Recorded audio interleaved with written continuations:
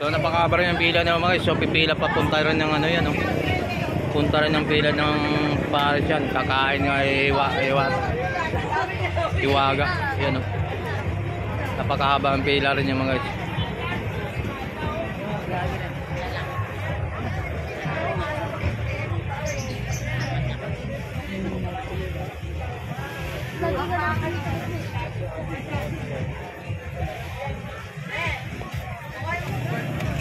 Saba ng pila rin yung mga guys. So pipila rin sa kakain din yan. Sa bagong pwesto ni Hiwaga, napakadaming tao rin. So hindi natin naumpisahan dito kung kailan ng opening nito, pero dito na sila sa bagong pwesto. Second floor to mga guys yun, no? So mayroon ang katanungan natin, mas maganda siyang tatanungin natin tungkol dun sa unang business nila na bago magparisan. May mga parisan na doon mga guys. So mayroon silang ibang pang negosyo noon. So mas maganda sa kanila ma-interview natin sila kung galing sa kanila. Yan, sa bagong pwesto nila si Second Floor yan.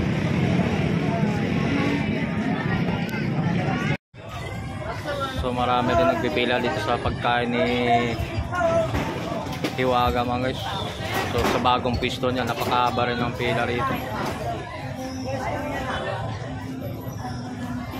Magandang gabi mga guys. So may bagon sila ng pwesto dito ng Hiwaga. Pares overload mga guys. So maganda rin sa second floor. Mayroon din yung second floor mga guys. Dito talagang ano natin. So talagang yan. Dito na po yung start ng bagong pwesto nila mga guys. So alaman natin kung sa mga speed doon sa second floor. So bagong pwesto niya.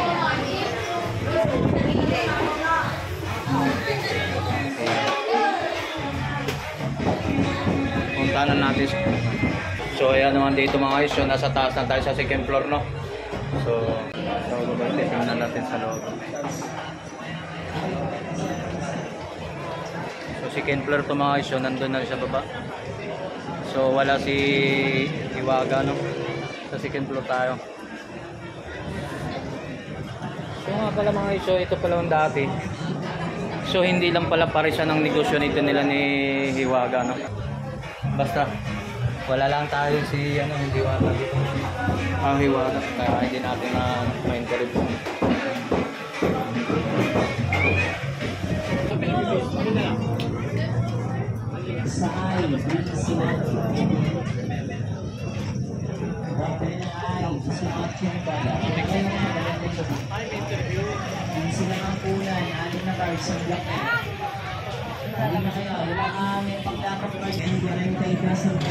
So okay yan sa taas mga guys, nakaakyat natin kung anong sistema, kung anong mga nasa taas.